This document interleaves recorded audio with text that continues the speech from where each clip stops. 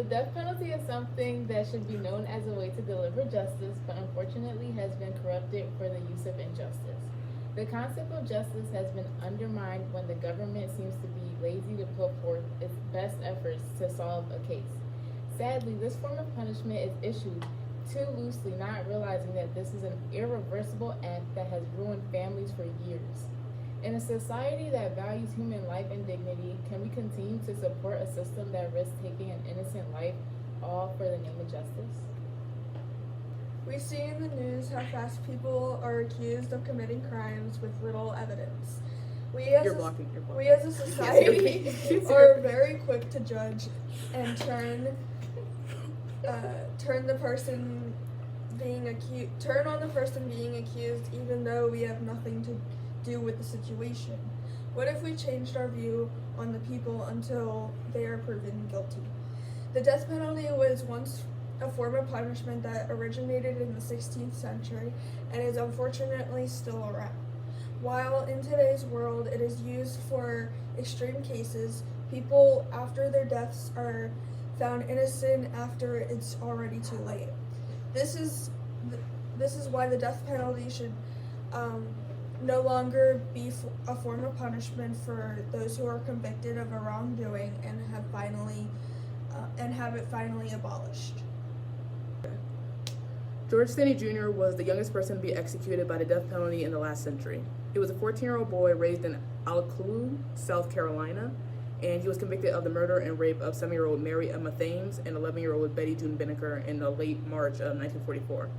He was the last to speak to the two girls and mentioned seeing them to another person in a search party after they went missing, and he was falsely accused and immediately convicted of their murder and rape, even though there was no evidence of sexual assault on their autopsy report. The actual court case only lasted less than 3 hours, and the jury only debated on whether he was guilty or not for 10 minutes, and it was a jury of all white women who had guns in their purses ready to execute him if he was acquitted of the crime. George Stinney Jr. was too small to fit in the electric chair, as he was only 5'1" and 90 pounds, and he had to use a Bible as a booster seat so then he could actually reach the, what's it called? The head thing? The electric Helmet. thing. He was executed on June 16th of 1944, and he has been claimed guilty, innocent, and a matter of years ago, he was pronounced innocent of his crime. Marcellus Williams was convicted of the 1998 murder of Felicia Gill, a former reporter in her home in St. Louis, Missouri. There was no physical evidence directly linked to William to the crime scene, despite witnesses' testimony. DNA testing on the knife used in the murder did not link back to Williams whatsoever. The case has been raised questions about the use of DNA in evidence in wrongful convictions. As we know, Stinney and Williams are two different people with two different cases. Because Stinney was prosecuted just because he was walking past the girls at that time and the color of his skin. And because he was a person of color, the jury, the judge, and the white officers, as well as the public, accused him, and he died in 1944. Williams was prosecuted even though evidence proved that he wasn't in the area. His DNA was not found at the crime scene, and he was put on death penalty. He died in 2024, this year. Although the cases are about two different people, about very different cases, both of these men have been killed for a crime neither of them committed, which was then later proven, they were later proven not guilty. They were both killed for something they did not do, and were killed just because they were in the wrong place at the wrong time, as well as the color of their skin.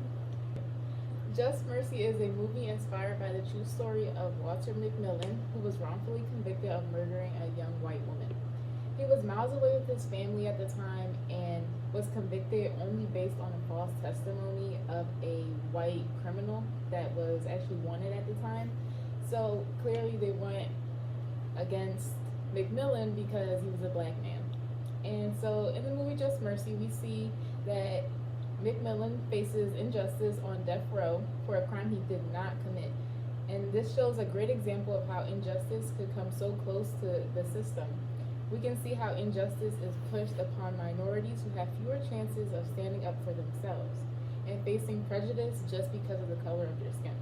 Studies have shown that African Americans are actually at higher chance of being sentenced to death more than white. The death penalty diminishes society's view of human life and justice. In conclusion, the death penalty should be abolished because it poses the risk of executing innocent individuals, fails to deter crime effectively, and it is applied in a discriminatory manner. By eliminating this practice, we can work towards a more humane and just society. We can start by advocating for legislative changes at the local and national levels. Contacting representatives, signing petitions, and participating in peaceful protests are effective ways to make our voices heard. Additionally, raising awareness through education and community discussions can help shift public opinion. Supporting organizations that work towards injustice reform can also amplify our efforts. Together, we can create a system that prioritizes rehabilitation and fairness over retribution. Done. Okay. Stop moving. Being people who value life and redemption, we cannot still what the fuck? Okay. The death penalty is something that we Should be laughing. Hold on. George Day Jr. was the youngest person to ever be executed. Girl, you are somebody. Fuck's that word? Dude. You're gonna have to. Sorry. You You gotta gotta start start over. You over. gotta Sorry, start over. sorry. Yeah, bless you. Thank you.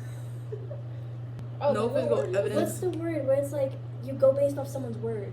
There's a smarter word for that. Witness testimony. Thank you. I wasn't on your I'm bed. sorry. No. guys. Deter crime effectively and applied in a discriminatory manner. By eliminating the practice, we can work towards a more Wait.